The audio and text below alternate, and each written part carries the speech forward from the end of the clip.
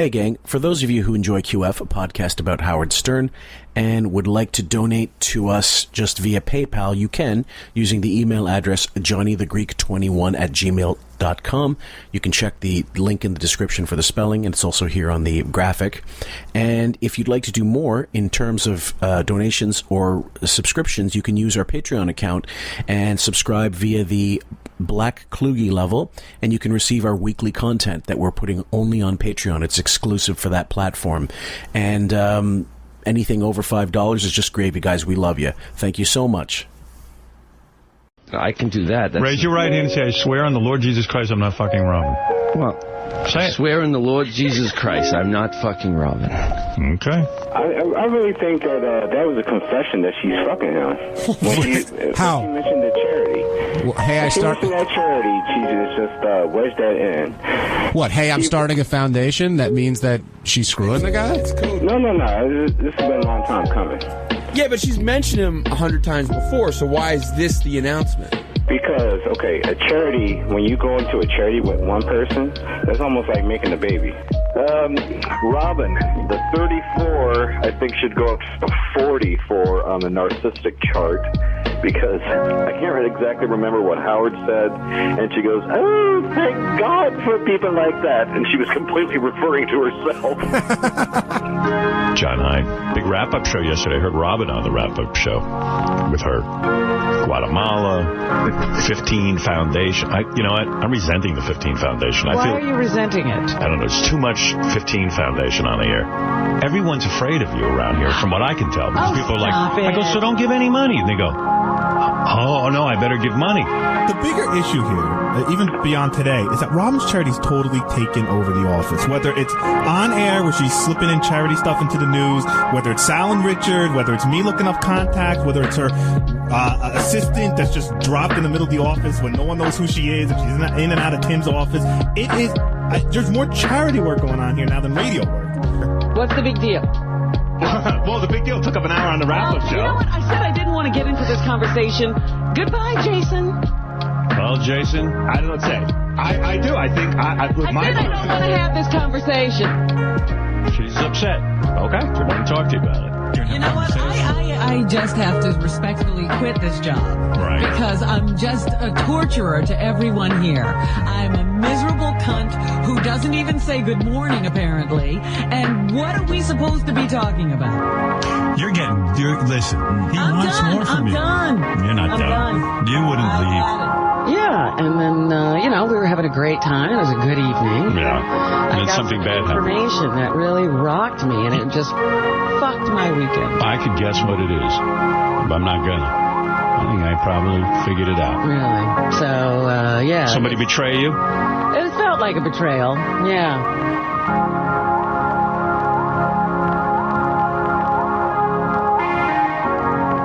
Good afternoon, evening, or morning, wherever you are, QFers. I'm Jim Fix, a.k.a. Fillmore, and with me is Sam.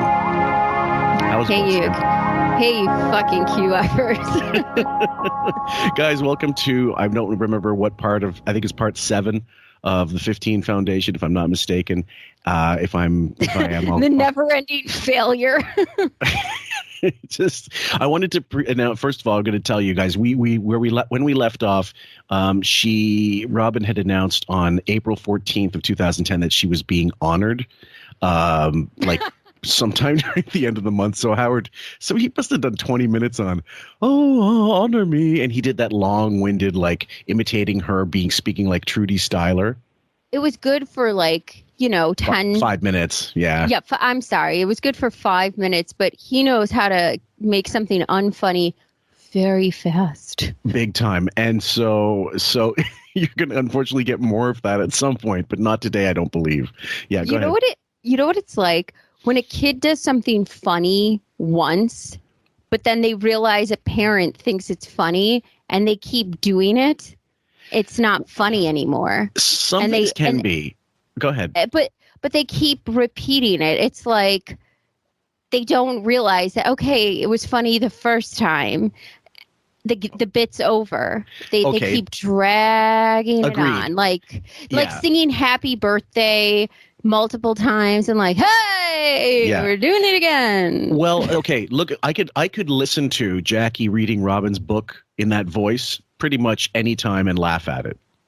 Well, that's different because you're going to have different interpretations of the reading, and the text is going to be different, and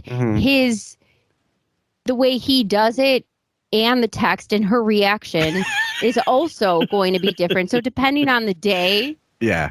there's different variables with that. So Okay. that's why it's better. Okay, well, either way, guys, don't if you didn't get enough of Howard doing that fucking bit, you're going to get more of it, but just not today.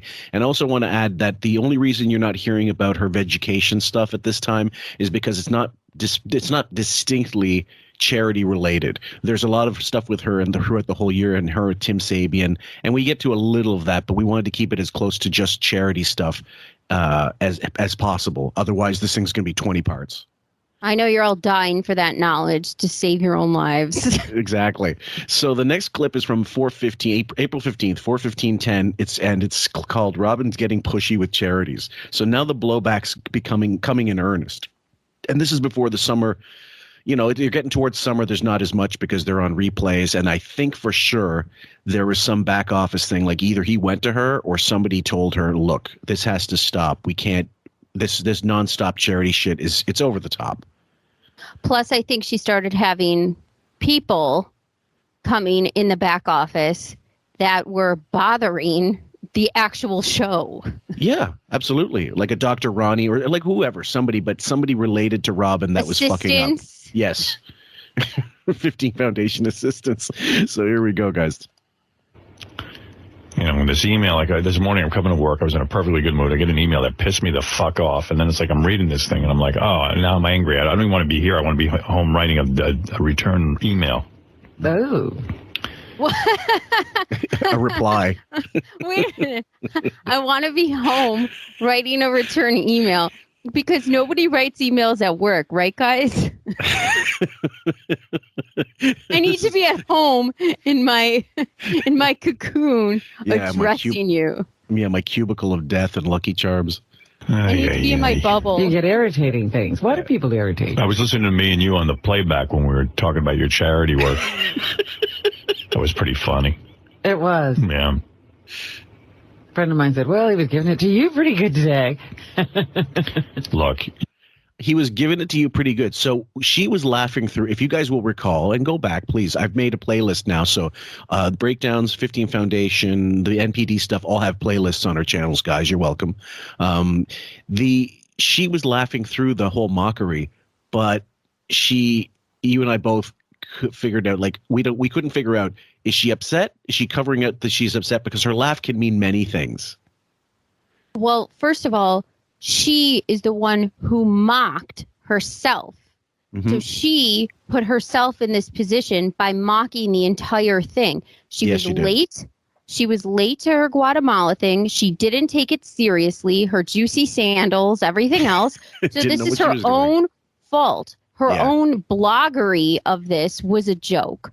And then she laughed about it. So when she then gaslights and turns this around and says, oh, you really handed it to me. I'm doing something serious.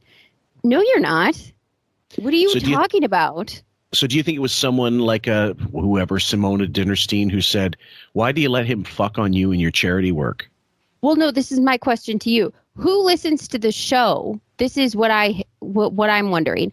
Did somebody really say something to her like, oh, he was really giving it to you? Or do you think she pulled someone aside and said, let me have you listen to this and tell me what you think?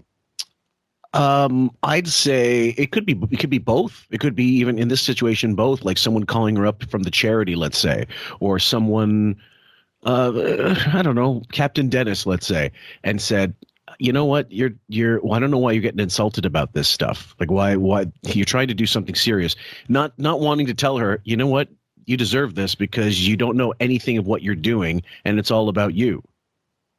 Because I don't think anybody that in that circle would listen to the show personally. So probably not. what I think it is either Brendan listens to the show and is a fan of the show and is the one who brought this up and said, you're looking like an imbecile and they're really hammering you, so you need to flip the script. Or she did get that from Brendan and said, no, you're being crazy. And then said, hey, can you listen to this for me after he got in her ear? Well, here's the situation. We've because Brendan comes in and out of this whole saga. You don't early on. You've heard him literally in the studio. Then you've heard about the events, and you talk about him peripherally. Like we saw him at such and such dinner. But then eventually you don't hear anything about him except for little hushed tones and some rumors and stuff. But he's wanting to protect his grift investment. Then it makes perfect sense for him to say, listen, we're trying to do something serious. Tell him to stop fucking on it in whatever way you can. So you might be right. So that, by the way, for anybody who's not up to date, we're talking about Brendan Murphy, the art grifter who's a part of this. Absolutely. You're in a weird area. I am? You're in that area where you're doing charity work, but you're getting honored. And what an honoring is, you probably aren't even aware of this, but an honoring means you better fucking give us your Rolodex and get your friends to pony up a bunch of money. That's what an honoring is. Well, we made some stipulations beforehand. They didn't listen. They didn't? No, we've all been contacted.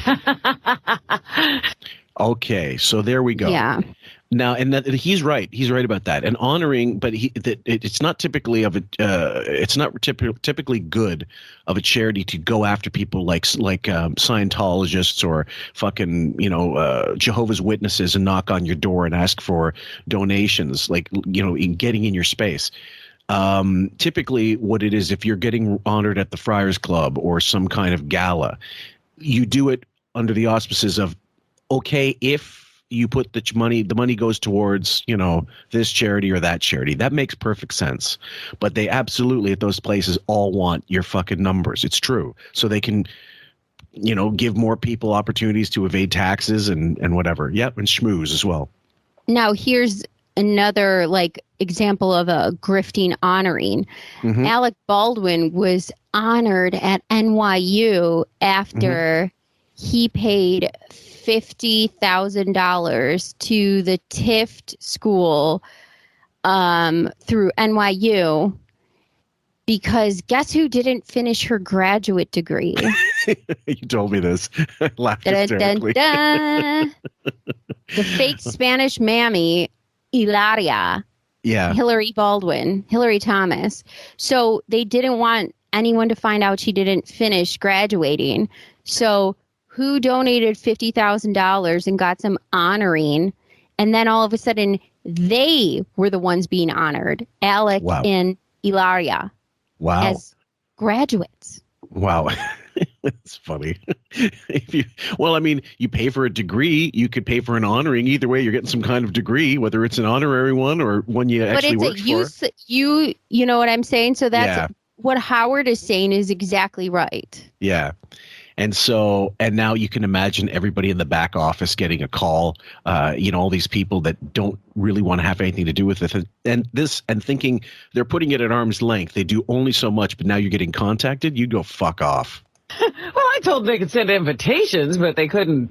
See, I do not do that. Hardcore solicit. I will not allow anyone to contact my friends asking for money. The only time. But you've never done a charity thing. I won't. Yeah, only when you're only when you're holding puppies and kittens. She just outed him. You never done a charity thing. No, this is years before he donates to Sloan Kettering, guys. We're talking about, in this particular context, we know he hasn't given anything to anybody. He has said he's given to charity, but he's never, I think she's talking about he's never organized a charity. Which, for how long he's been famous and how much money he makes, think about that. He's given to Boston University, or I don't know. I'm sure there's the probably a way of finding school? out. No, I mean like the School of Broadcasting or whatever. Oh, yeah, not 13th grade. No, not 13th, not high school. I do charity. I give charity. I give, but I like to also, it's important to let people know about certain things. I mean, the news lets people know about all the rotten things that are happening. But you're coming down with a bunch of charities all in a row where a lot of people are donating to everything. I mean, you gotta think this through. No, people should think it through. No. You don't. Didn't he just sound like Ray? No. It's very. This is a tense situation. Big time. But listen, your friends are going to pony up because they love you and they respect you, but they're grumbling behind your back. Who else now? Somebody else came forward? You know, that must have been like Bowie going, another fucking charity boof? Do I have to get dressed up for this again? Well, it is like just this immense amount of what? Like, like we said, there's no real rhyme or reason. Yeah, you can be benefited salads to death. And smoothies and movies and running and what? It's funny. Just before we started recording, Sam and I were talking a little bit about Christmas shopping and charity. Charity. People feel more charitable, I think, around the holiday season than I think any other time of year. It depends on the person's situation. But Fillmore and I were talking about charities we donate to regularly. Yeah. And so the idea is, like, you have to be kind of steadfast in your own life and not get taken in by basically having too big of a heart, because you don't want to stretch yourself too thin. You want to be able to give what you normally are able to, but you shouldn't be hurting yourself.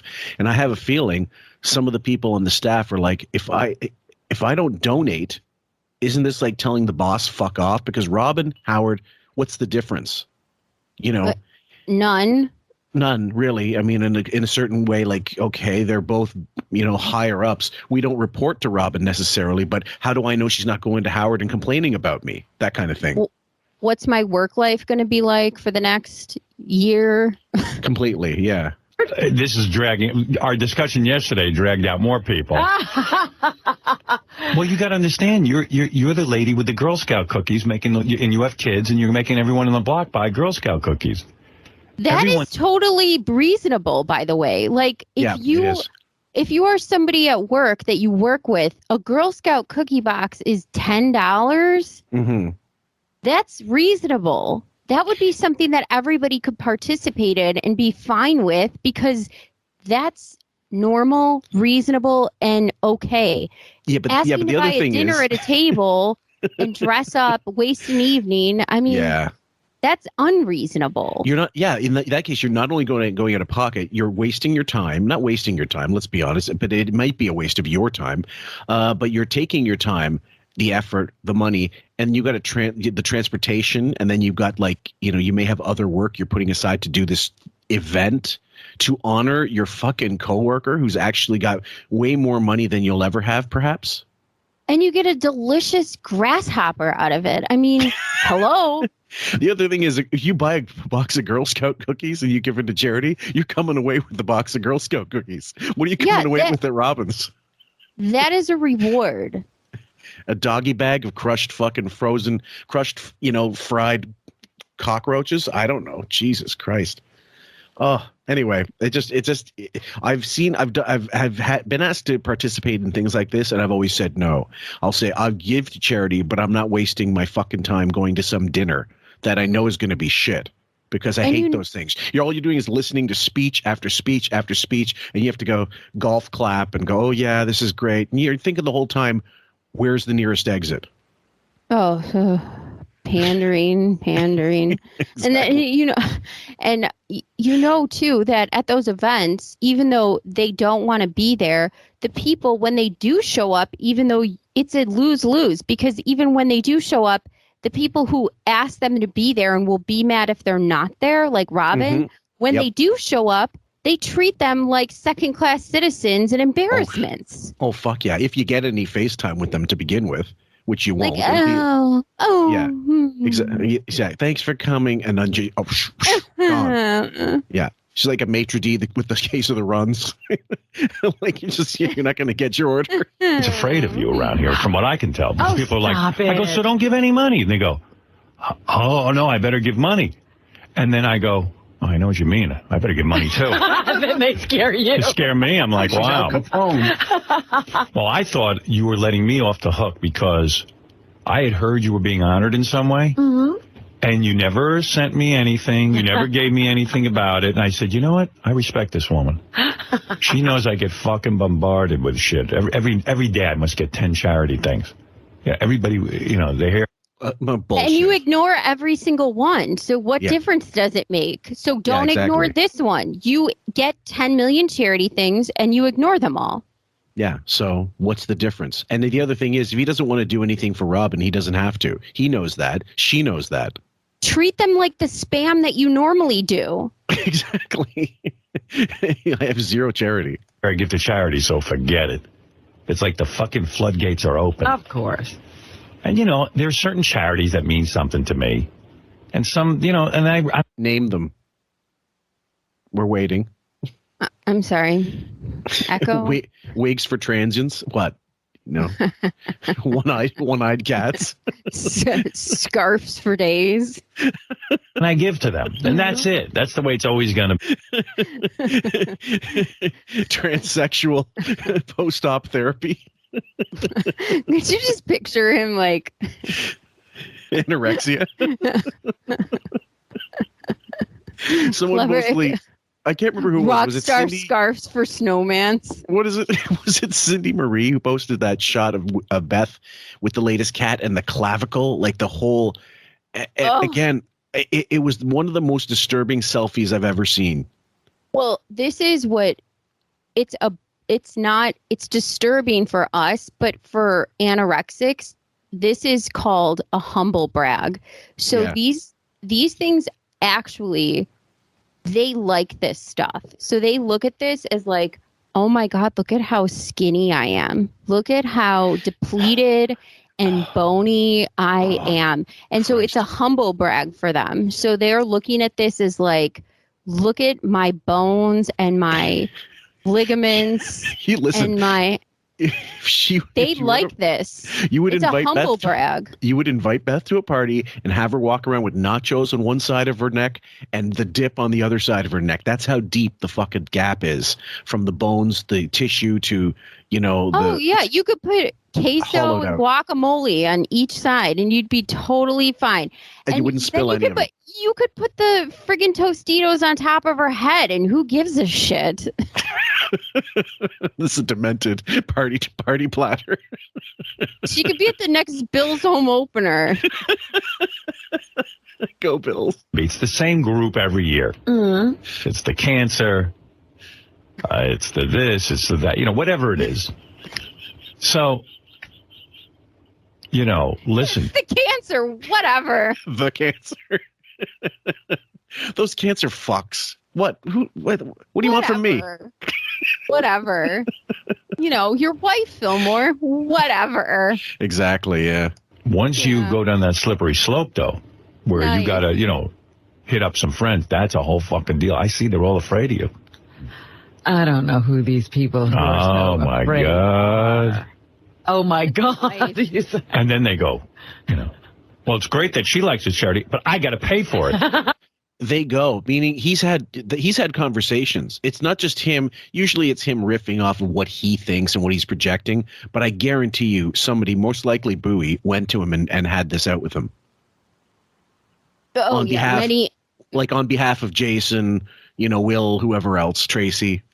This has been a bubble that has been, this is a water balloon that has been filling to the point of exploding. Like picture a water tower. Yeah. Like that's a water balloon that's going to burst all over the town. Yeah, absolutely. And all these worker bees trying to keep it plugged. The levee's going to bust. You're right. And so it's I find it amazing that they didn't feel like, okay, we should do this. We should feel great about this because every single one of them knows it's not about the fucking charity. That's the main kicker. It's not because they don't have the money, which they may not and most likely don't. It's not because they don't have the time, which they're very busy, I'm quite certain, except Bowie, who's got plenty of time to sleep at his office. And it's not because they don't want to help. It's because they know it's a grift bullshit. That's the key, isn't it? it's everything. They don't have the time. They don't have the money. Bowie does have a young family at the time. He probably has kids in school. And let me say another thing. It is also that they know it's a bullshit. But Howard, the way he's framing this is also feckless because he's putting this as me. This is what you're doing to me. See how he's framing this? He's not framing this as look people at have what come you're. to me. He's saying this though, like he's adding like people are coming to me now, but he's also saying, I get these emails. I thought I was going to get out of this. He's a multi-millionaire 10 times over. So he's griping on how hard this is for him. Okay. But he should be really saying, you know, if I'm feeling this way, imagine what you're doing to these workers. He's being super feckless about how he's presenting the argument because he's afraid of Robin, because he's a feckless tool. Okay, point taken. But do you think that in addition to it being all about him, Ed, and he doesn't want to have to get, tapped for these charities, that people are still also coming to him anyway in the back office? He's afraid of Robin. I know, but do you think that he's also still getting the word from other people? Like, I'm certain that's happening. Oh, I'm certain he's getting it from other people. Yeah, I'm seeing certain, like, people are complaining. People are complaining to him, boss, can you get her off the fucking track?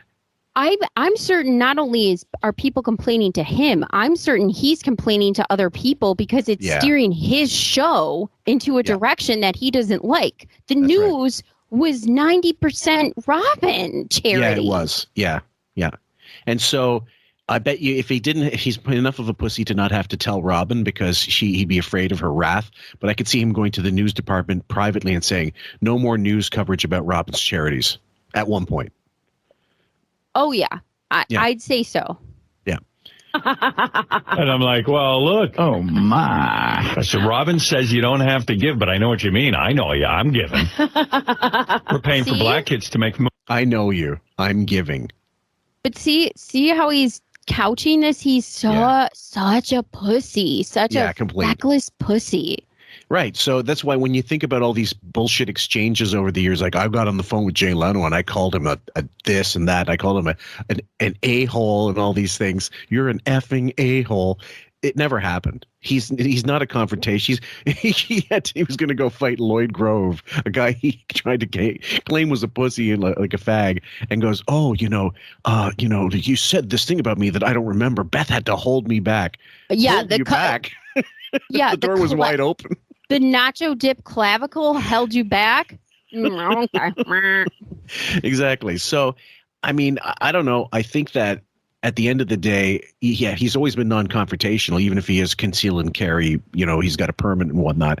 He is not going to confront her because he can't deal with bad feeling if it's directed at him and he can't avoid it. And Robin would be the kind of person, even though she's also non-confrontational, I think she could blow up at him if she was pushed enough.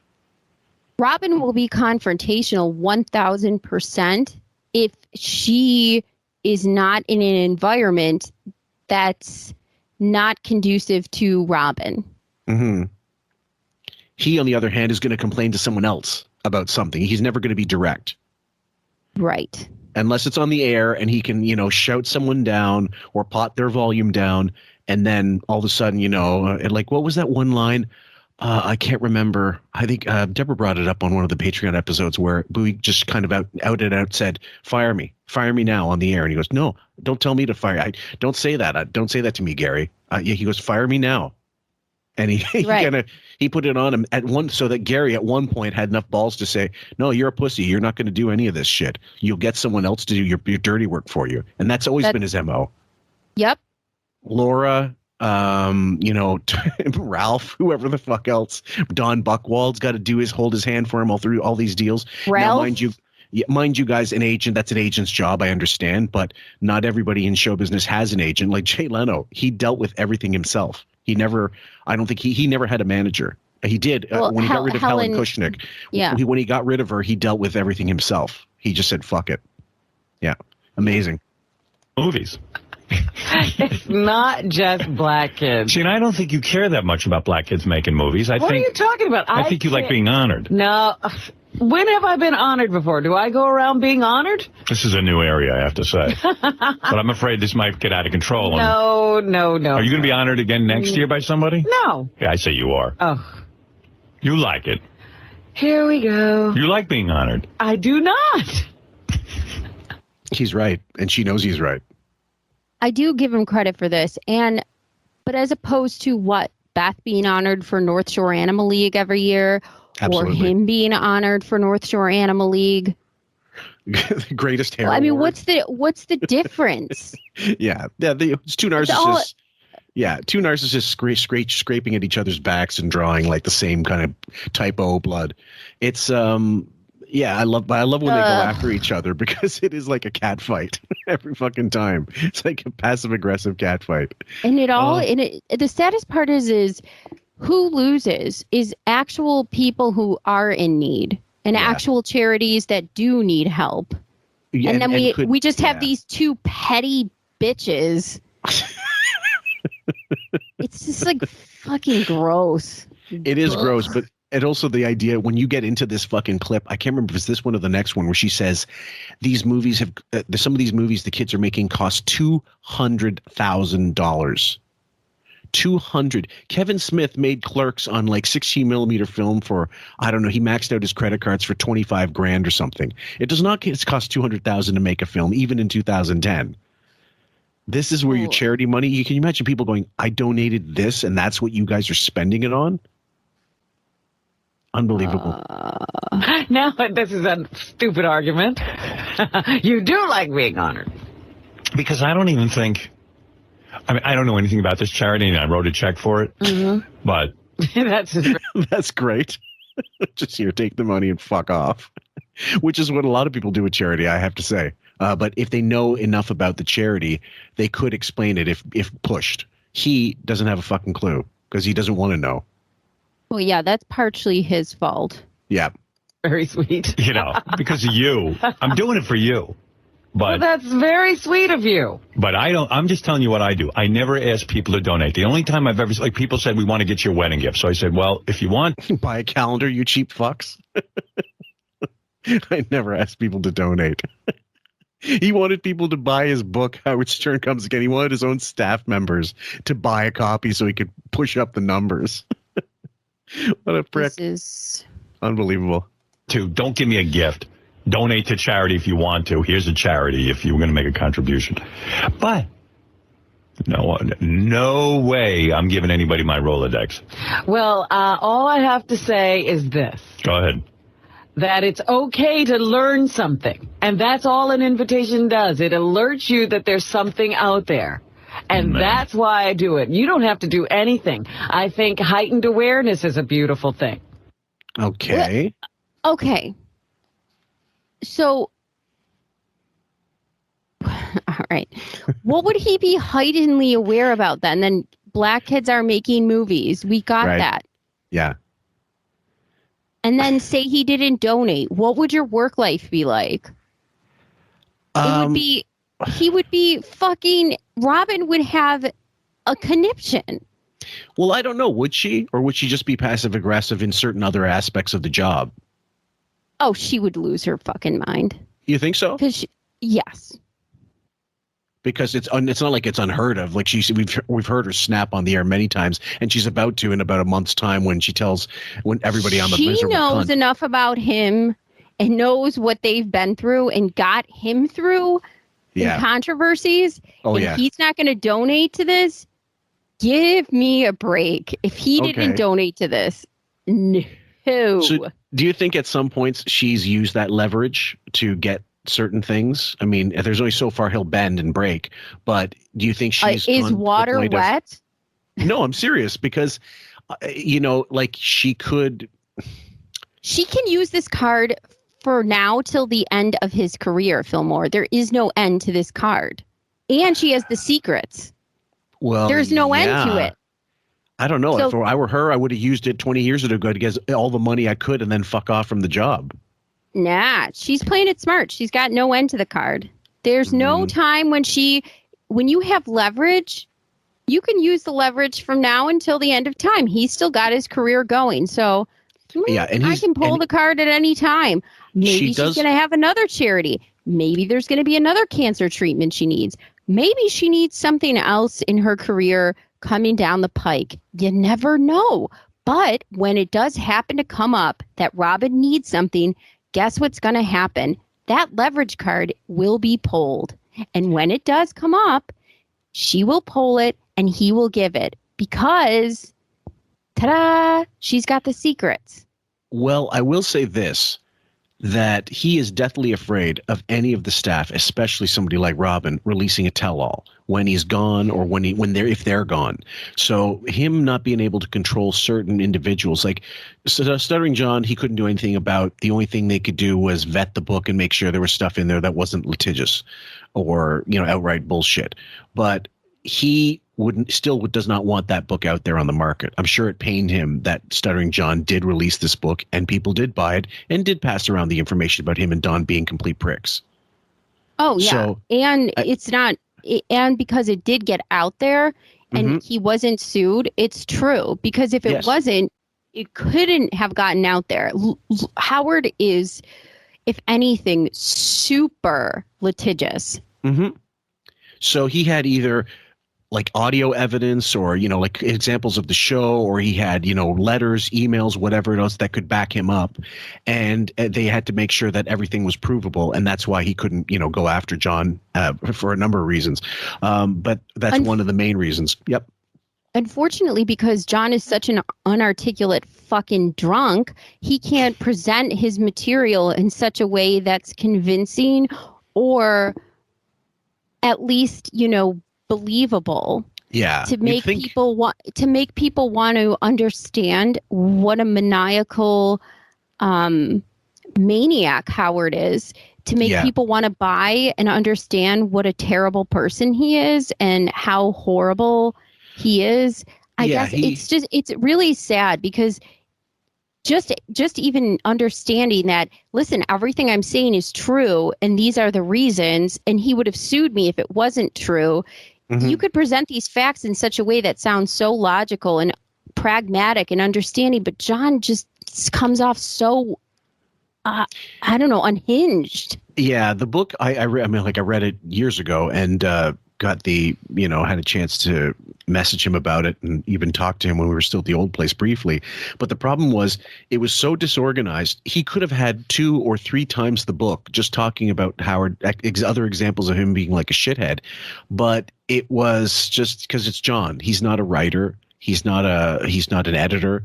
He's not anything. He's he failed upwards for such a long amount of time that at least I give him the balls for releasing something. It's just, it would have been so much more effective had he made it longer, more detailed, and more organized in a more, giving it to someone who knows what they're doing, basically. I'm not even saying the writing so much. I'm saying how he presented it when he was talking about it. Oh, for sure. I'm saying like his promo was crap because he had the same stories. Right. He said I should abort my child. Yes. We know. We heard it in the other 10 interviews, John. Right. Like, you should have these arguments that we're having about here's why this is important and here is why it's honest and truthful. Mm-hmm. Yeah. Instead of these. Yeah. So he's, like I said, he's definitely, she's got that in her back pocket, but you'd think everybody does but her especially because of her how close she was to him at one point, and especially in the early years with Bowie, Sal, Richard, Fred. Even Fred, maybe he might be a little worried about too. But if Fred does, it'll be a posthumous thing. I don't think Fred will be around, and no one's going to breed Fred's book except the fucking denizens of the Reddit and what stuff. And us maybe. Well, if it's juicy, maybe. Oh yeah. Who knows? Yeah, no, we have to do something. But you know what else other people are saying is that you're the hero in this, but we really are the heroes because we give the money. So it's not fair. You're getting all the attention, and we give all the money for you. You know what I mean? Like, you're going to get honored, but meanwhile, we should be honored, too, since we're paying up. Well, maybe someday you will be honored. He hit the nail on the head. We're giving the money. You're taking the credit. That's the entire argument. That's the 15 Foundation in a nutshell. You give us the money, we'll take the credit for the donations, donate it somewhere, and on the way, take our own little fucking Finsky out. We'll take a C note here and there for our expenses. It's getting the word out about your charity. So no wonder people are fucking up in arms. And again, it's for the reasons you talked about, but also the reasons that legitimately are solid. Like they just don't want to give to her fucking bullshit charity. On that level alone should have been enough. I just don't want to give to your charity. It just doesn't seem kosher. Yep. I want to be honored. Well, then maybe you won't be honored, but somebody will offer. So anyway, I thought Robin got me off the hook. Like, I got no invitation. Everyone said to me, Robin's having an honoring, minimum $500 a person. I don't give your name. Minimum $500 a person. Holy fuck. Well, that's like a fucking week's pay for these fucks. Oh, Jesus. To people? Minimum $500 a person. I say, guess what, assholes?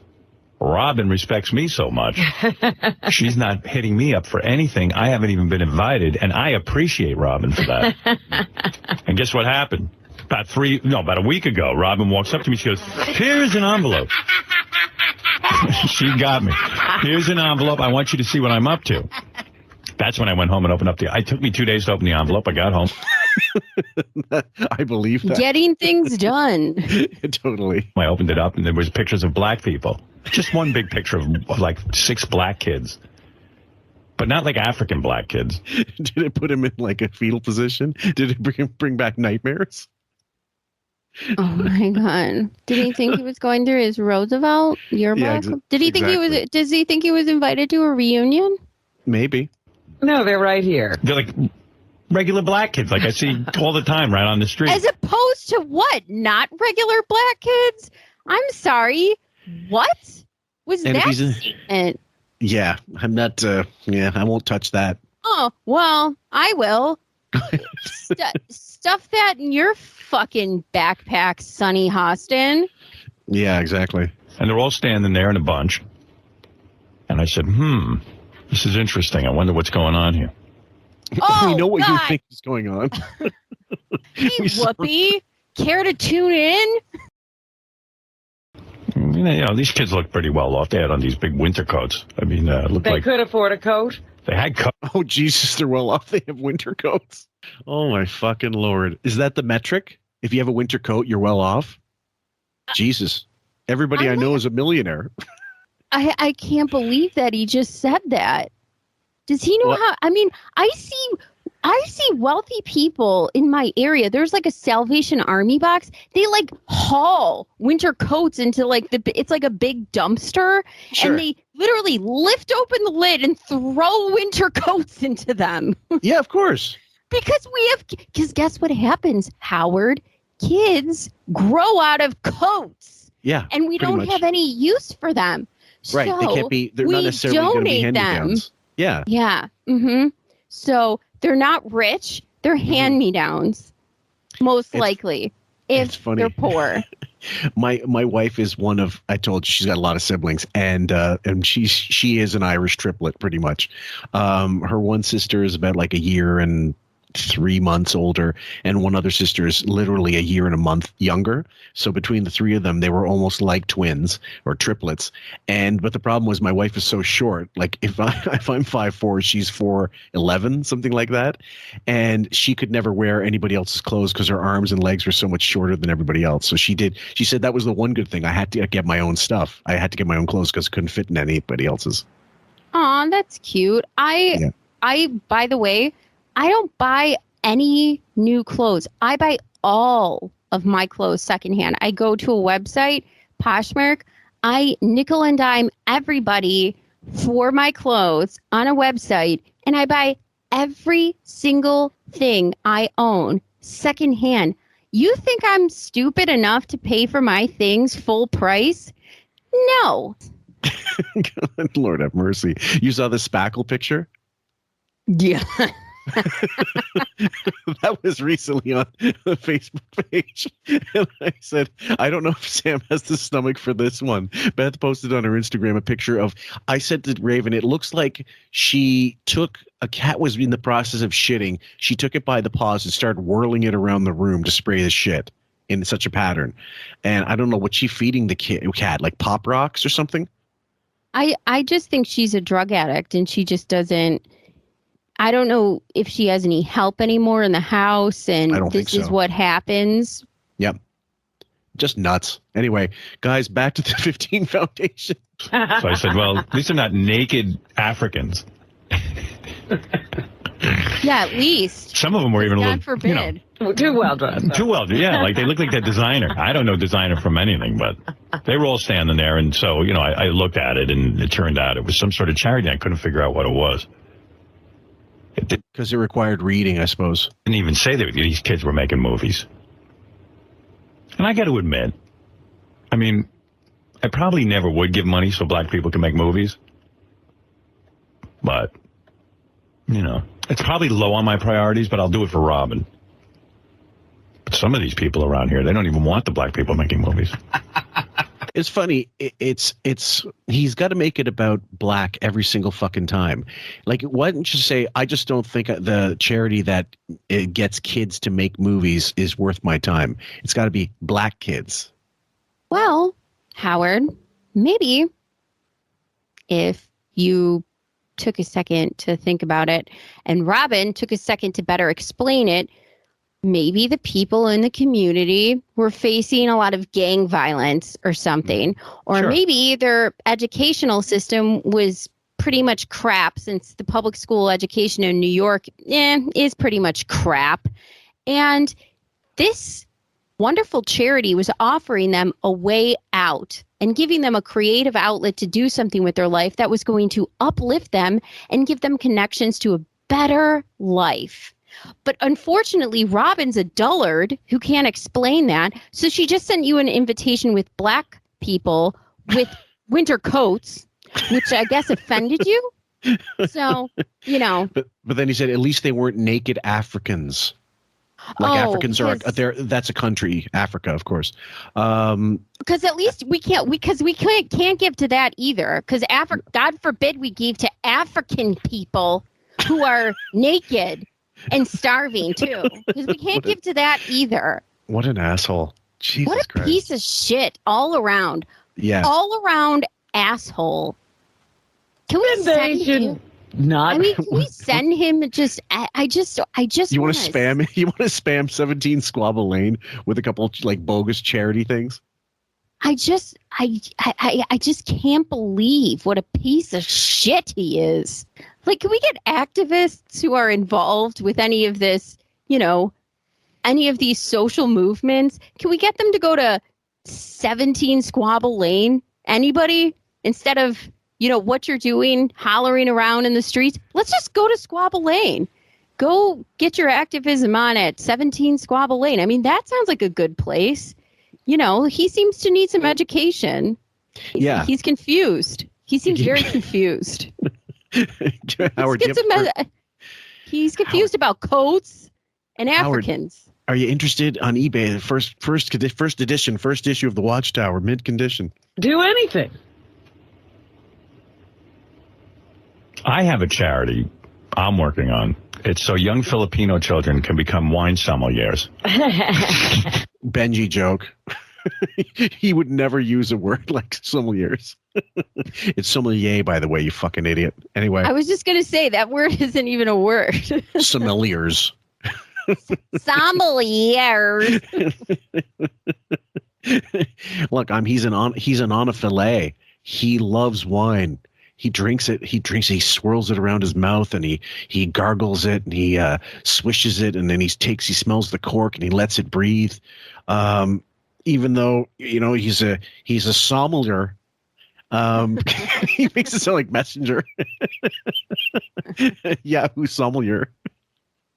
That's amazing. There is a charity that takes inner city kids and teaches them to be chefs. Is that true? Oh, yeah. Well, I'm for that. That's your charity. That's right. Anyway, so, listen, I'm happy that you're happy, but I'm telling you, you got to be careful with this stuff. I don't have to be careful. You have a lot of charity work coming up, which means pony up. I mean, he's not worried about her burning herself out. He's worried about having to donate more. You do? You got this a new one, Hampton something? No. I said Beach. that the 15 Foundation may be doing an event in the Hamptons. You do. Whoa. Wait a minute. Robin Quivers takes Miami? Did she get the 15 Foundation newsletter?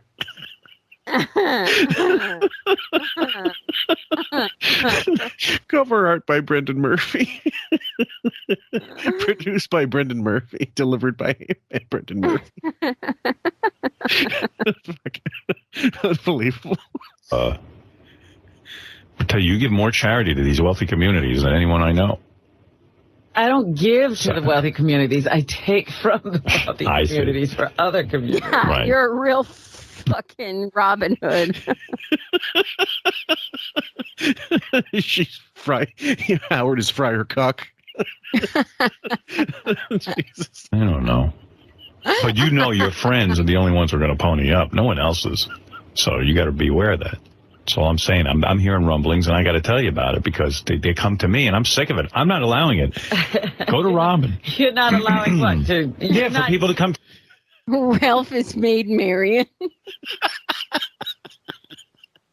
Gonna be customer service and get all the complaints. Yeah, I'm the one who gets all the complaints, and I'm like, well, I'm in the same boat. Robin handed me the envelope a couple of days ago. What did I do? Oh, I'm just saying. Well. That sounds like Ross again to me. That did sound like Ross, didn't it? Gary was a little freaked out, too, I think. Gary? So he's naming everybody in the back office. There won't be a single person unnamed who's eventually complained about this.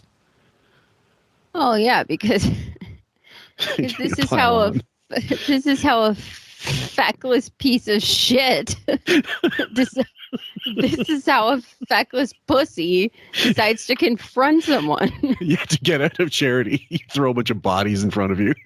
Ta-da! He's just like Martin Sheen in The Dead Zone when he holds that baby in front of the shooter. Between Christ, could you imagine him in a war? He'd be diving on bodies. He'd be piling under bodies like that guy in Platoon. Yeah, because Gary's on the board of Lifebeat, but he Yes. doesn't go to any of us and ask for money. But I give to Lifebeat every year. That's different. That's something you're into. I don't give to Lifebeat on purpose. I give because of Gary. You give because of Gary, right? That's good to on purpose. What an honorable thing. I don't get what a righteous thing to do, Howard. I don't give to Lifebeat on purpose. Fuck those AIDS-ridden people who need help in HIV medication. Well, if he was a Boy Scout, would he have a merit badge for uncharitable fuckhead? I do it on my word because I don't give to things that I'm asked for. Good for me. Yeah, I'm not freaked out. I just said I understand, that it's very difficult. Yeah, but you even say you don't ask anybody for any money from the show. Yeah, but I'm not freaked out. I'm saying that that a lot of times people will lean on you when you're in a charity, and they're like, "Hey, listen. Do you know how many times people say, insinuate like I could just go to you guys and get all the money?" Right. And I'm like, that it just doesn't happen that way. What doesn't happen because they're tight-fisted assholes. But that's sad. Wait, what part of it? It's sad that Gary has an actual charity that's, a reputable charity It that is, actually. he can't depend on them for a nickel, but yet Robin has this grift-tacular charity, and now she's depending on these people and depending on the minions and the like who don't even have the means to do it to support. Yeah, but it's under But it's under the threat of some kind of retaliation if they don't. That's what their big fear is. It's not even that they can't do it or they don't have the money or the time. It's that, God, they're afraid of her. So Gary just realized, okay, yes, they think that Howard and Robin donate to this in excessive amounts. They don't. Mm-hmm. Well, maybe Robin might or Fred might, but Howard doesn't. Mm-hmm. But Gary's leveraged his name to such a degree where he probably gets a lot of donations from other people, and he's marketed himself in a way where he probably gets some, substantial amount of donations. Sure. Right? Yep. And it's a good charity, and it's been proven to be a decent charity that has been long lasting and has done substantial good throughout time, right? Mm-hmm. Robin, on the other hand, has a charity that has not proven shit. No.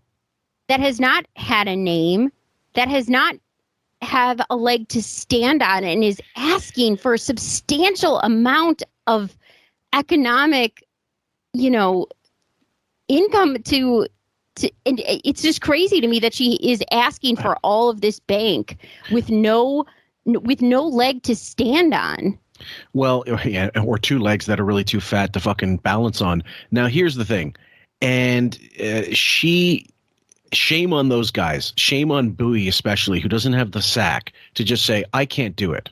I can't do it this time. When I'm able to do it, I'll do it, and not have to fear like some kind of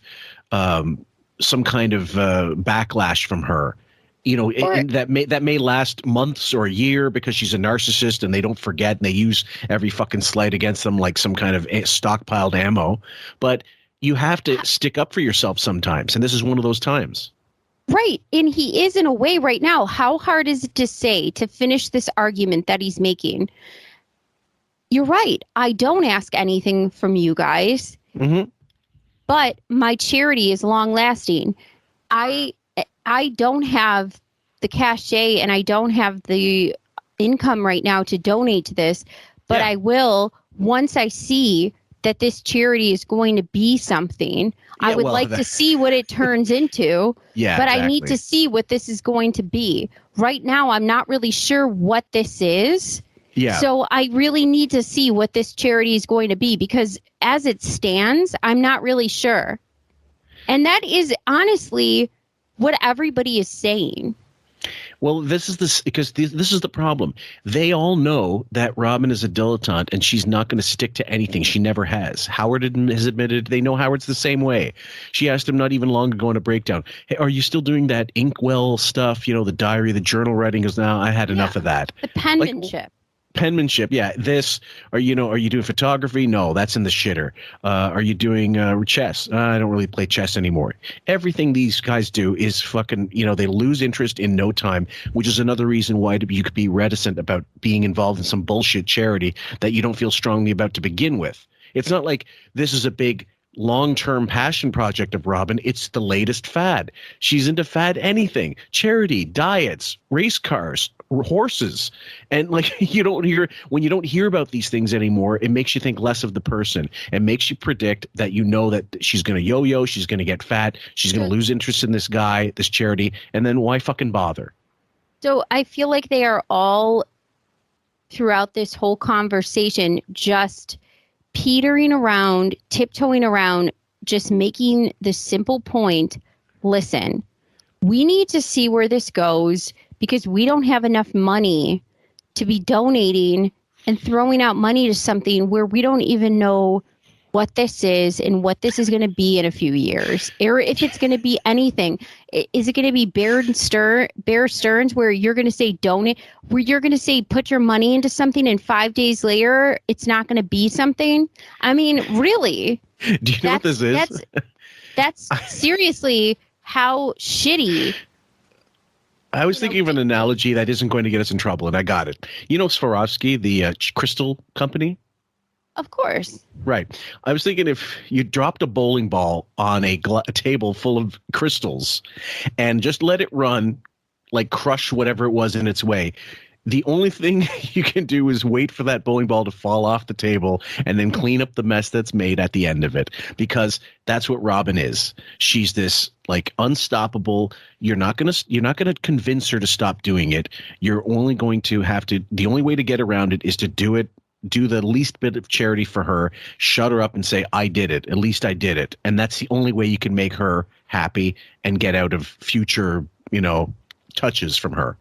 It's somebody who's, it's like kids who announce when they're on a play date and they're proclamating, we're going to do an art project or a craft. And you're just like, oh, fuck.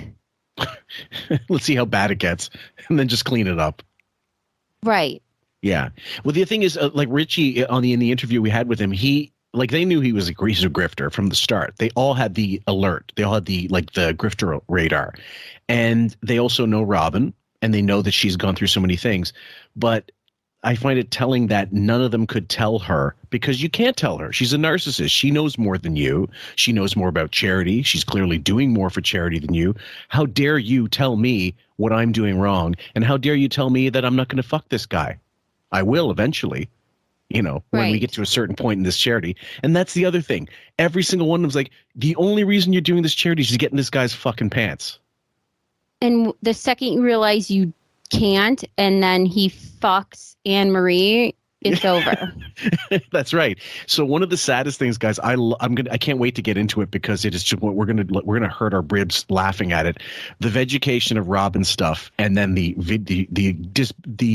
abandoned Twitter channel, the old website, the book Vegetation of Robin, which we're going to do with Benjamin, parts of it anyway. It's so sad but so funny, because it's almost like a wasteland. It's like one of those nickel towns in the old mining towns in the Midwest or whatever. The gold rush towns that are just abandoned. It's so sad. You know what, though? It even like the analogy with the kids' art project, if the kids are driven and the art is good and the crafts are fine and they are driven and will sell them, then fine. Robin is not those kids. Robin are the kids that like to buy the beads and the string and have no foresight for how to make things and sell them. And here's the ultimate kind of dick up the ass. But the one thing that would make people donate, at the very least, even if they thought of all these other things were true, she's trying to fuck Brendan Murphy and all this bullshit, and she's a narcissist. If they really thought she was a charitable person and this was a good charity, they would donate. They would donate their time and their money because they know it's dear to her. None of them think she cares a fucking shit about it. Buchwald could barely stomach going to one of them. No way. That's the funny part.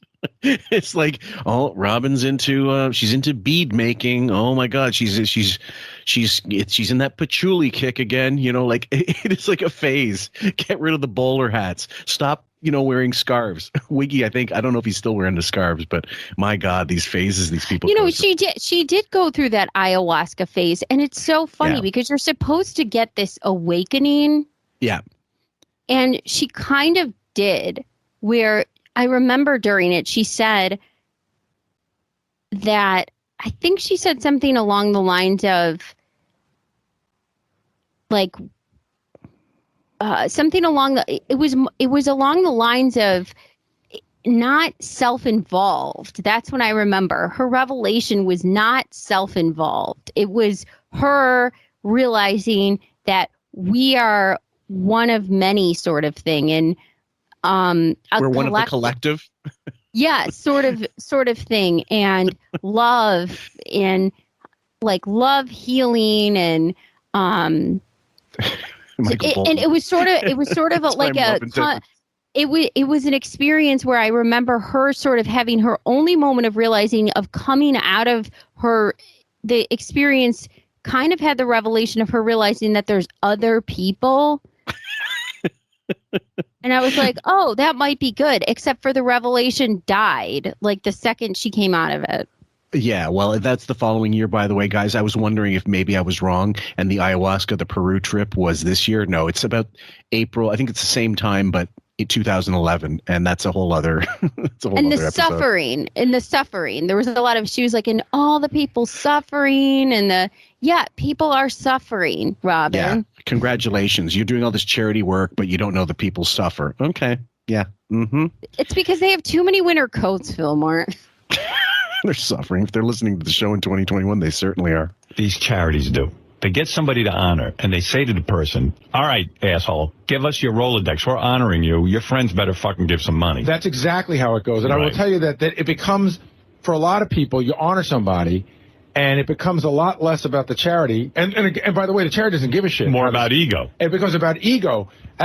We honored Ron Delsner, I don't know, 10 years ago. Right. And he set the record for the most money we ever got for because Ron's a nudge. Right. You know, he's probably like, listen. Okay, let me play this one out, guys. That's my point. Yeah, that's what some people do. I'm not doing that. But Ron Delsner became the benchmark for, like, we would honor somebody else. Like, we're going to beat Ron Delsner's number. And it became more about beating his number than about doing something good. But it was great. But that's still for charity. That's still for a charitable cause. It is doing something good because you're getting the money for the cause, you dumb idiot.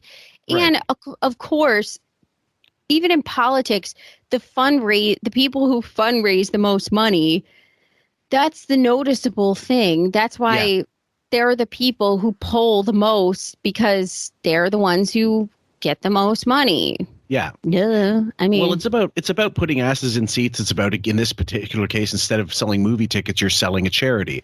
Do you buy the charity? And if people, more they donate, it's more successful. It's like a blockbuster charity. But at the end of the day, if the charity is about enriching people's lives and saving lives even, then it doesn't matter. There's no, then the ego doesn't, it fades away then. All of a sudden you don't see that person's ego. All you see is the good that was done as a result of the funds being raised.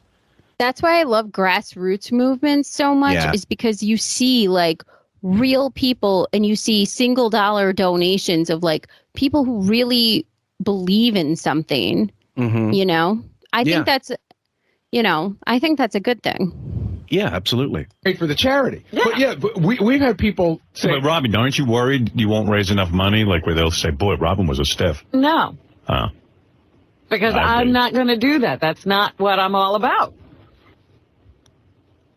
But they do it anyway. They get a hold of your friends. They're not making solicitations on the phone. They're not calling you. There's nobody sitting around saying, all right, we're going to call 10 people a day and make sure they know. How'd they get Ross's number? Them on the Okay, let me play this one through, guys. But they didn't call Ross. Well, how do you get an invite? I told you. I had them. I said you can send invitations to people, but there will be no strong arming. Well, they can't strong arm. The imposition is to receive the invite. The strong arming comes from you, Robin, who tell people, oh, you're getting this. Oh, did you get this? And you're expected to come. And they all feel, clearly they've all felt strong armed by you because this is going around. Listen, this is a clear case of a rock and a hard place for Robin. She's just, there's no, this is clear strong arming. Yeah. And she knows what the implication is from what she's doing. Absolutely. But yet she's trying to vocalize this in a way where it's, no, that's not what's happening. This is the biggest gaslighting bullshit ever. Yes. It is. Do you remember the art gallery show where she was telling people, you don't have to donate anything. It's just there for awareness. But meanwhile, she was saying that we didn't get a bunch of copies of Jackson Pollock or whatever. Yeah, no, she didn't. She got pissed off when certain people didn't donate. So she was both ways. You didn't have to donate, but fuck you for not donating. Hello, Howard Quivers. I mean, that's what I'm saying. You exactly know what you're doing. This is mass gaslighting, NPD manipulation on every level.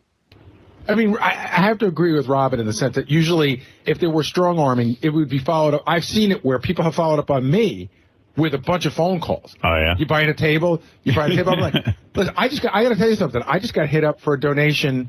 Somebody said, I don't know what people think I make. Gary, can you finish one sentence before you start three other ones? Jesus, I hate when he gets flustered and does this. I'm guilty of this myself, and I try to curb it as much as I can. And my wife really tries to help me with it as well.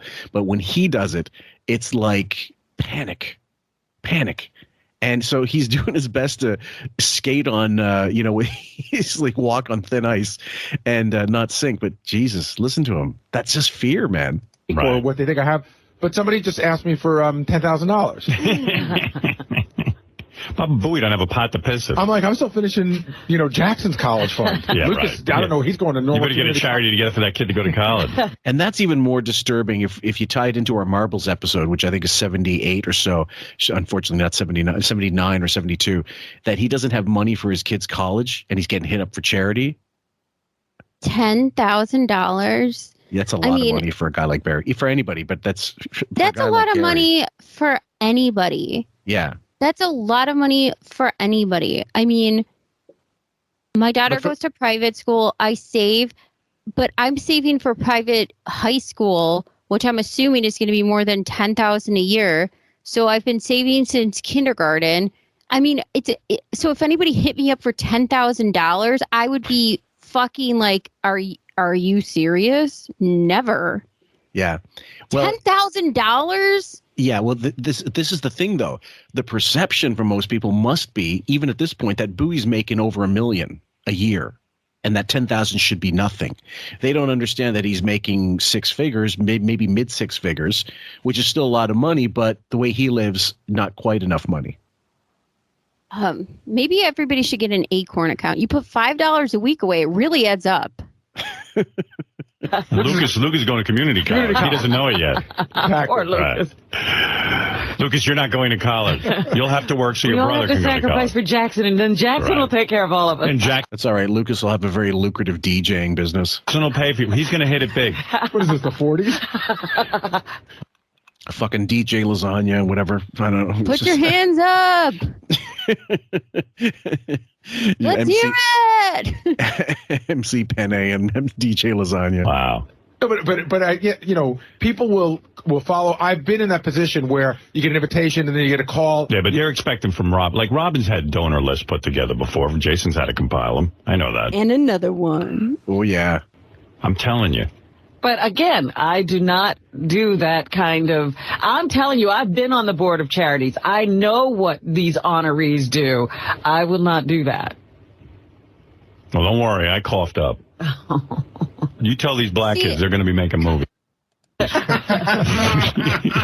a movie to be made. Howard Stern is making sure a movie is going to be made. I hope there's some young Tyler Perrys out there. No, nice racist. The second clip from the day is only 36 seconds long, guys. So here we go. Hey, Howard. Hey, now. Hey, now. Here's a new sound bite for you. Robin Quivers, Negro woman from the North. What does that mean? Kind of Oprah-ish, don't you think she's trying to be kind of like Oprah? Okay, now hold on for a sec. She's past Oprah. Oprah just gets people on the TV show and acts all concerned. Robin's out there in the field. What? Well, you got to be careful with how you use that term, Howard. Hey, she went with the UN to Guatemala. Come on. I don't see Oprah doing that. She was looking for a slipper. I got to be honest, though. Oprah's latest interviews with Meghan and Harry, I'm not seeing her do too much concerning journalism lately. So Oprah's in another complete echelon. For sure. Yeah. She's really pushy. I don't know. She's very pushy. You're pushy, Robin. I'm pushy. Have I gotten to you yet? What's your name?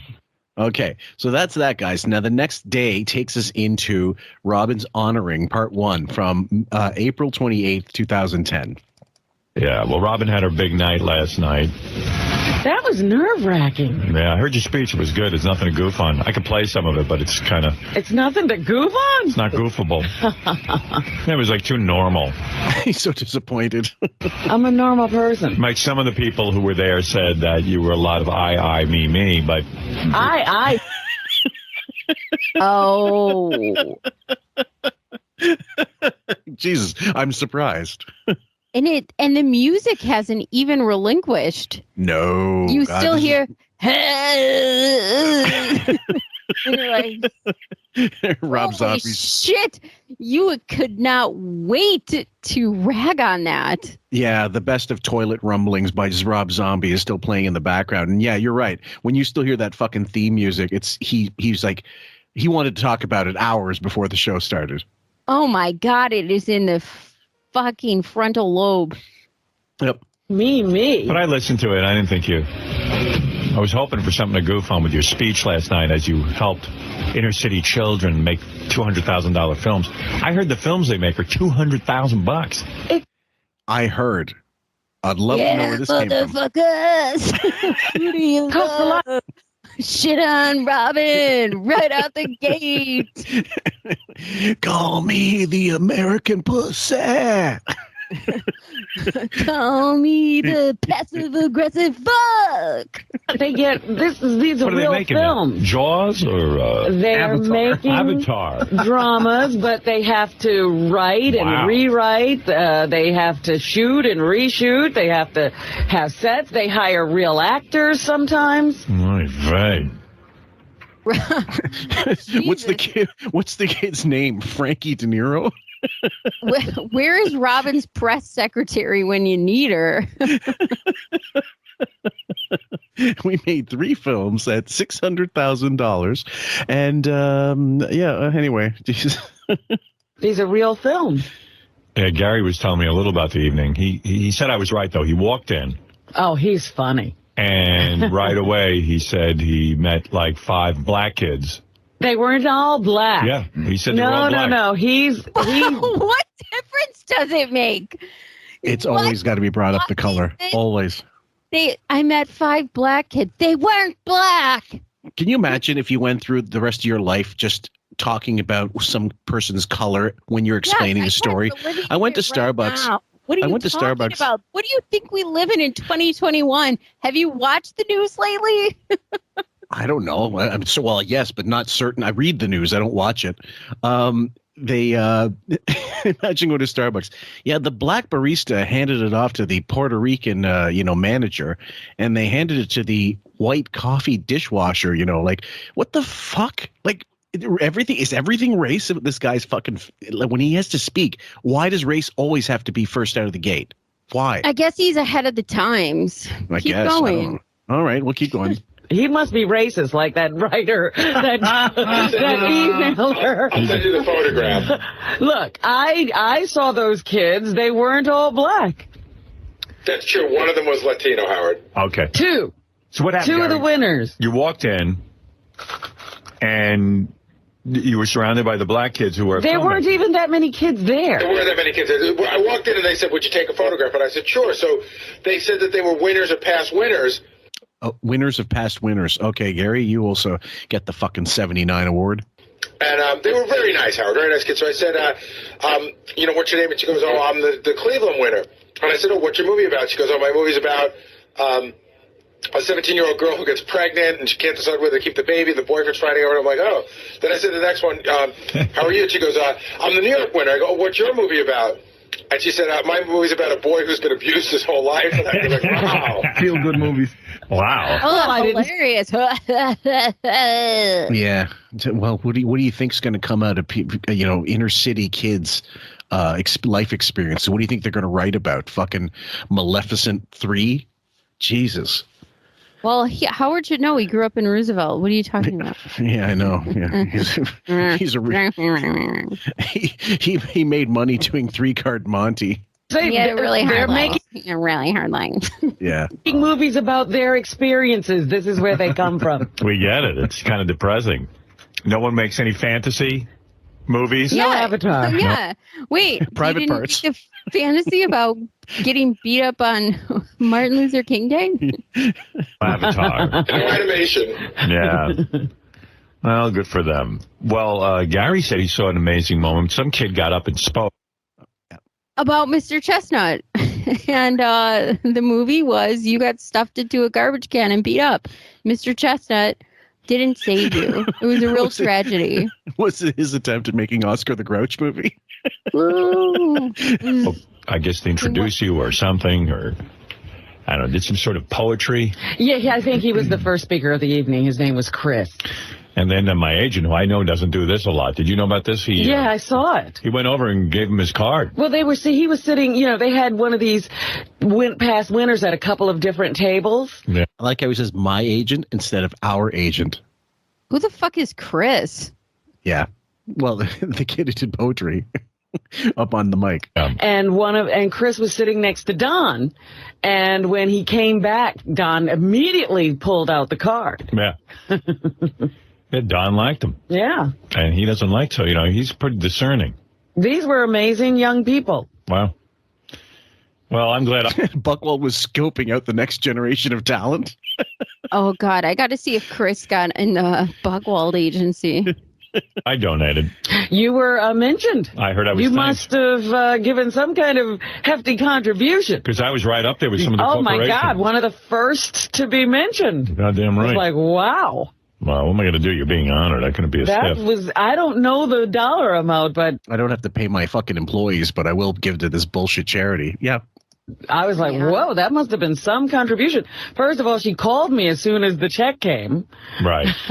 Well, look. And then she said, Robin, we have our trip to Napa all sorted now.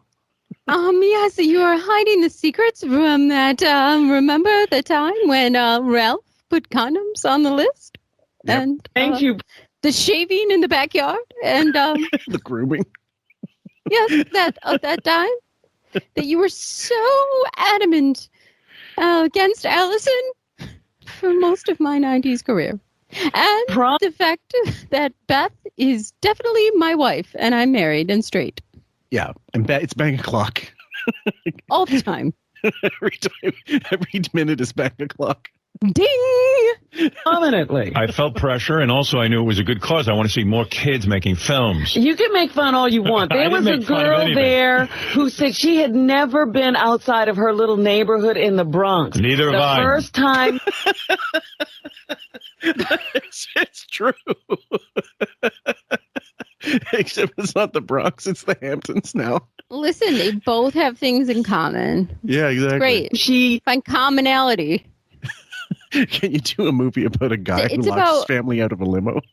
It's about bridging gaps, Fillmore. Exactly. Or Brooklyn. And the first time she came to one of the Scenarios USA events, she said it was the first time I'd ever been to a gala. And quite frankly, I didn't even know what a gala was. Welcome to the club. It really opened her eyes and opened up her life. Oh, because everybody should know what a gala is. It's very important in life to know what a gala is.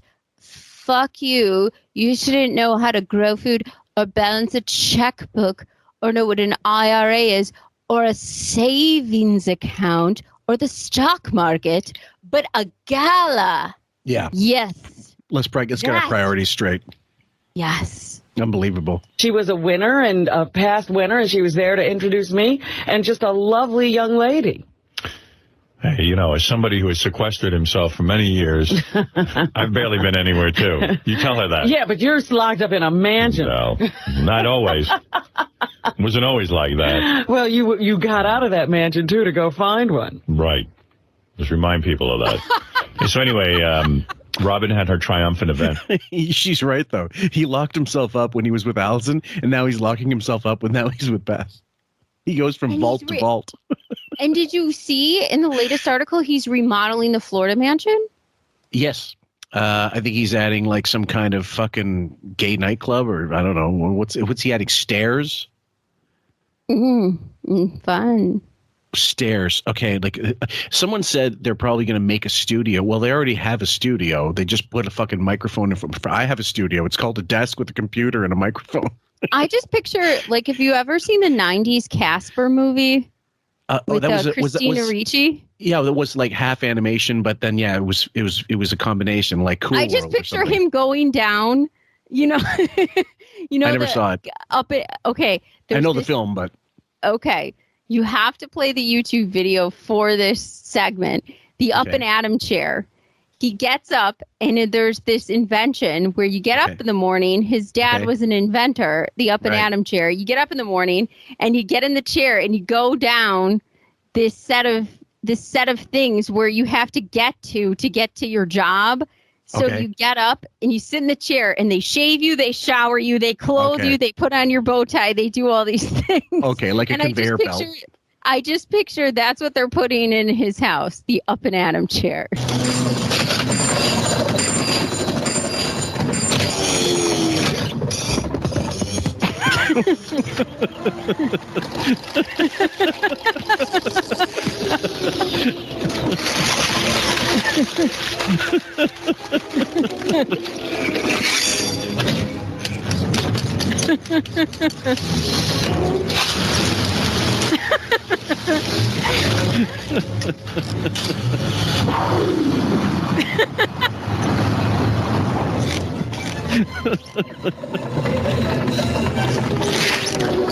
Tail hour, and Richie Notar and Jane were there, Ross and Melissa, and then Jim McClure, Brad Driver, David Height. Wow. All-star cast. Tim Sabian. Look at this. John Buchwald, Gary Delabate. In other words, every fucking coworker I have. Well, she's listing the elite, but really it is, I think, more important the people that came that aren't the elite, because that's more of the people that are making the sacrifice.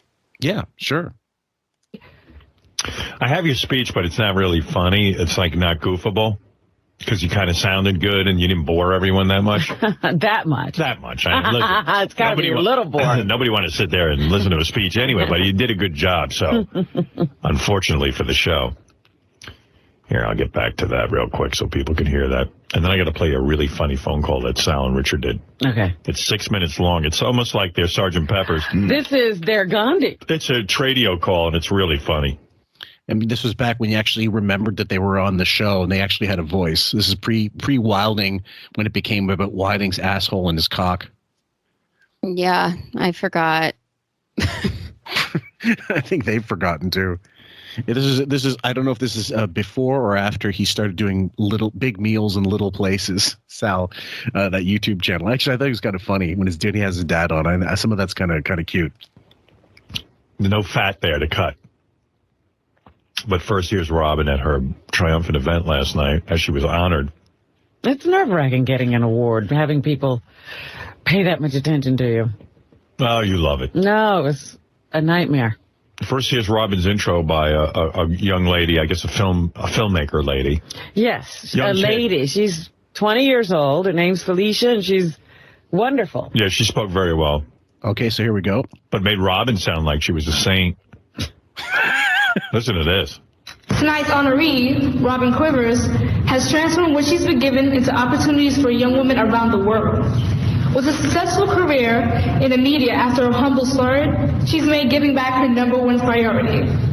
She's rallied her girlfriends to raise money for the Sudanese refugee camp. She's a board member of the Child Abuse Prevention Program. She's appeared on Celebrity Jeopardy. We know all about that. What? Listen to this Easter egg basket of bullshit. I mean, it's just like, she's a part of the abuse, she's a part of the this, and then she appeared on Celebrity Jeopardy. I know. Could you make any more non sequiturs? Well, this is probably written for you, but this is exactly like when Don Rickles used to say, look, he's a wonderful actor. Ask him. And it's like she wrote this for the girl to read. I mean, it sounds like someone read the Wikipedia page of bullshit for her purposes. When were they Sudanese? The thing is, she had, and Gary alluded to this. He said there's just too many charities. I don't know which one she's a part of anymore. I don't know what's the main charity. You and I have studied this forever. I've never heard about the Sudanese. No, I haven't either. Eritrea was one that was mentioned. Obviously, this trip Guatemalans. to Guatemala, yeah, of course. And then the Mima, and then we've done, the other one, what's the kitchen called? Scenarios is one. what was the one? Somebody's Kitchen. Sylvia's Kitchen. Sylvia's Kitchen. Yeah.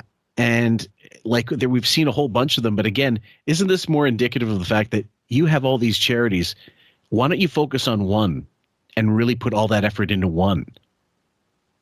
Maybe she should have put it into Celebrity Jeopardy. Yeah, maybe. I'm most impressed with that, honestly. And raise scholarship money for the seed schools. She's a dedicated supporter of the Girl Fund, which advocates educating and uplifting girls in countries where they're often undervalued and exploited. And sounds like you're a regular Trudy. It actually got in trouble for exploiting and human trafficking, but okay. Styler. No, she's only saving the brain, folks. Right. You're saving everybody. Do you think you're spreading yourself too thin? There's too much of you going on? there's too much work to do. I see. I have to. You're not done yet. No. Right. Quivers co-founded her own nonprofit organization, the 15 Foundation, with a mission to make the art of giving back a fun process in which anyone can give. When I first met... What? Like, that's the explanation you've written for this person to explain what your charity's about? Vagaries, and more vagaries. Giving. We'll teach you how to give like giving is given, never given. And when you give, you'll feel heavy, you'll give, and then we'll give on to other people, and everybody will feel gotten. They'll get giving. What you give. Exactly. God, I'm all gov. Robin, I was I'm all paralyzed, and now I walk. I'm curious and ambitious, and of course I want to succeed. But like Miss Quivers, I want to use my success to benefit others. She's a role model, an inspiration for me to achieve. Wow, a lot of pressure there. Role model. I guess she wasn't a part of the I guess she wasn't a part of the Sally Jesse Raphael audience. No, probably not. And she don't forget about the little sister, big sister program. Hey. Oh, yeah. Hey, you're a real good person. What can I say? You're turning into like this whole thing. Isn't that funny? You're turning into.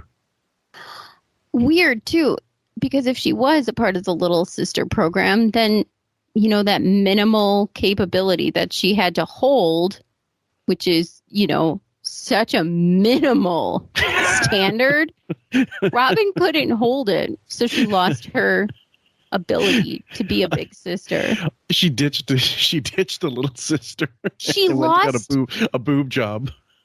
She lost the title of Big Sister. What a loser. Yeah, well, I mean, I looked up I think it was the Vancouver chapter, because that's what came up, actually. And it did say that the minimum is a year. You're supposed to be a big sister or big brother for a minimum of a year. They're looking for a firm commitment from people. Right. But there's like, you know, a certain amount of time you're supposed to put in. But the minimum quality of time you're supposed to put in is not that crazy. No, it isn't actually, and the commitment is not massive. It's steady, but it's not undoable by any stretch. No, not if you don't have children of your own and you have exactly. a radio job that's set in stone and you have the whole afternoon and evening off. Pretty much that you could actually sleep at any point during the day and make up that time. You know. Oh, and by the way, the weekend. Yeah. It's like I don't even know how to describe it. Like a saint. No, just a person. That's what it's all about. I don't know. I don't know what to make of this new you. What's to make? It's the same me. No, it's a whole new level. It's like it started out with that Big Brother, Big Sister program, and now all of a sudden... That you failed. Yeah, exactly. You know, now you're into coffee enemas, you're a health freak.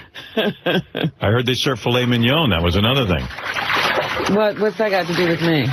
Well, they served me tofu, and so Ralph was sitting at the table, and he said, "Oh, that tofu is horrible." There you go. It's the worst thing you can do because it's over-processed. And I said, "And you're eating that?" He says, "Oh, at least this was running around at some point." I say, "No, it wasn't." Then he says, "Well, your tofu does this." And I said, "Well, your beef is full of hormones." You know, and we had this is one reason why. This is just another reason to remind you guys why we hated Robin during this time, because she was being such a preachy fucking haughty bitch to people keep about preening. Yeah, and then bullshit. 10 years later, admit you were eating when you finished with your cancer treatment that you would have, not have had without Beth and Howard. The reason why I know this is because of this preening. The reason why I know this is because of this preening, because I looked this shit up because it bothered me so much to look up.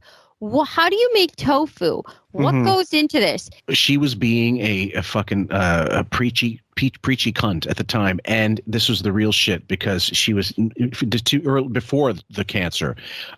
She was, being a bitch to Tim Sabian and other people. That Scott, the engineer, who was losing weight normally just by cutting portions and exercising, and she was shitting on him, which fuck her.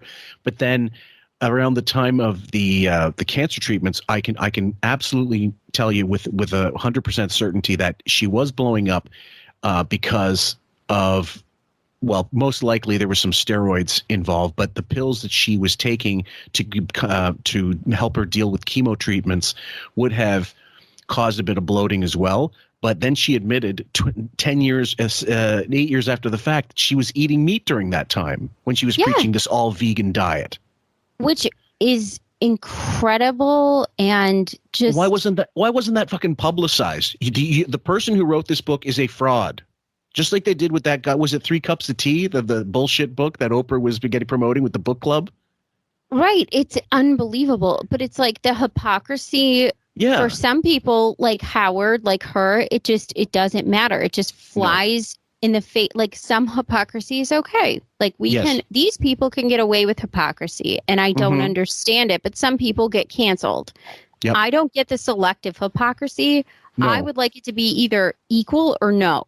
Or get rid of it completely.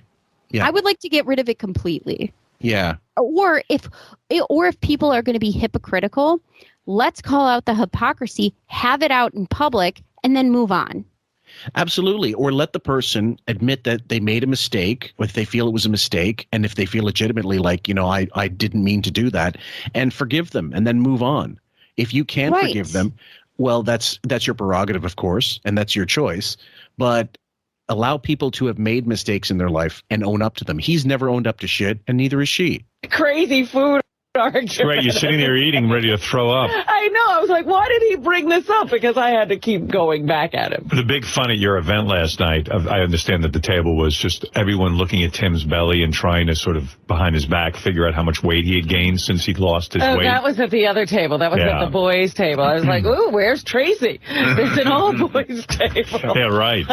This is contextual because Tracy had released that episode, The Happy Hour, where she fucked on Gary the whole time and Scott the engineer a little bit. And that's why Tracy's name's coming up, Tracy Millman. And by the way, that was the other faux pas. You didn't invite Tracy. I didn't invite anyone. Yes, you did. No. You did. You did invite people. And by the way, Tracy, you didn't invite. She's the office manager. And she's the one who gave in that rundown speech when she gave the honest truth was that the office was run like unorganized shit. And a boys' unorganized club. Shit. And it was a boys' club. So she gave the honest truth, and she gave the honest rundown about how disorganized was. So maybe we don't need the Marcy edict and we don't need the whole getting things done shit, but we did need some sort of organization in that fucking department because things were run like a boys club where nobody knew who was talking to who and nobody knew where things were going for where and who to talk to and where to go from, and things were fucking disorganized. So she gave her fucking 2 cents. And guess what, Robin? You're a fucking liar. You did invite people. You said you sent invitations, so stop your fucking lying mouth, and here you go. Go right ahead. Yeah, I love that Tracy rundown. We may have to do an episode about that, by the way, because it was one of my favorite parts of the show. She's one of my favorite people in the whole world. I would love, and this one's for you, Tracy. I'm still in contact with her. One day we'll get her on the show. Right. What are you talking about? I only gave invitations to 3 or 4 people. Did you invite Anne-Marie? Did I invite her? Yes. You have to ask the question to buy yourself some time. I thought you said you weren't inviting people. Yeah. You just said you didn't invite people. Did I invite Anne-Marie? Yes. I thought you said you weren't inviting people. Oh, I'm sorry. Did you just stick your foot in your mouth, bitch? Is Keep there? Imagine Injustice for All, and Sam is Al Pacino's character, but there's a mic drop in the middle of the court summation. I love it. And did you invite? Who was the other? Our other assistant, Kathy Tobin. Kathy Tobin, but Robin didn't have anything to do with that. No, that was Laura brought her. Your Laura was there. Administrative executive assistant. Yes. It was. Don't call Laura a wrong title. What? She was invited by Jeff Schick. Jeff Schick had a table. Oh, I see. Yeah. I see. Oh, yeah, so Jeff Schick had a table because I invited him, but I didn't invite anybody else, right? Yep. Oh, okay, got that. Check. Okay, well, good. that's funny, though. Every one of Howard's tutors and or handlers is there, but not Howard. Let's keep going. Langford's running around doing, Langford was there recording Robin, but he's just looking for a story anywhere. So I saw him interviewing, first I think he was interviewing Anne-Marie and Kathy about me, to see if there was a story there about whether I'm a shitty boss. Right. Based on yesterday's show. And then I think the other story he was trying to go was like, answer, yes. Why are you here, but Tracy isn't here? One word, guys, sporkle. That was a good angle. Somebody sent somebody over to me. Jason came over to me and he goes, Laura wants you to know Langford's doing the story. I was like, listen, man, it's fucking 8 o'clock at night. Let him do whatever story he wants. Yeah, we'll deal with it in the morning. So the big fun was guessing Tim's weight gain. Well, the funny thing about Tim is, we were driving down in the car and we were trying to figure out how much he gained, because he said on the wrap-up show that he lost 60 but gained back 17. Okay, hold on. I can let this one play out because there's only a minute left. But we think that's a lot. So I said that means he lost 40 and gained back 25. Right. You should always pad him, you can. You just do. You do. So at the table, go ahead. So the waiter comes by and he goes, we're going to be serving dinner in a little while. Please sit down. We're having filet mignon. So everyone's like, oh, filet mignon. So Tim goes, oh my God, do you have any chicken or fish? And the guy goes, no, just filet mignon. He goes, are you a vegetarian? Okay, hold on. Yeah, go ahead. Let's do this game with Robin, because shortly after, Robin just ballooned incredibly. I mean, she was like wearing a girdle on talk shows and pretending that she wasn't ballooning out of control. So were they playing the same game? Let's guess what Robin was weighing in the car, and have Steve Langford out there guessing. One of the worst things I think you could do as a celebrity is actually try to endorse some kind of weight loss thing, knowing that you can't maintain, knowing inherently, if you have the self-awareness, that you cannot maintain any kind of reasonable health any stretch of time. If you're sick, something happens, you're bound in a wheelchair, that's a different story. But what I'm talking about is she and Oprah have that in common. Oprah used to yo-yo like fucking crazy, and then sold all kinds of magazines and shit, and articles were written, and everybody was eating it up, and what I did to lose weight. Then she put it all fucking back, and yet you have no credibility at that point. For Robin to have the gall to not say yeah, release the cookbook of this picture from 3 years ago, the covers from 3 years, and then promote it weighing twice the weight. I've never seen anything like that. Eating burgers. Yeah. I've never known the gall. I've never known in my life anybody that galling. And then going on Hamptons, you can see her going to Hamptons events, fat as shit. You see her at the Joan Rivers funeral. Saying, she looked like vegan. She was going to some vegan event in the Hamptons in the summer. And I'll even send you the clip and we can post it. And she was like, oh, yes, vegan saved my life. And she's heavy. Yes. She gained a bunch of weight. Like, she slowly started gaining the weight back after the marathon anyway. Like, from late 2010 onwards, she just spirals out of control after the Brendan thing. And she looks at the end, she looks like a fucking monolith. But yeah, sure. We need Steve Langford, and let's guess. Yeah. Carrie and Tim goes, yeah.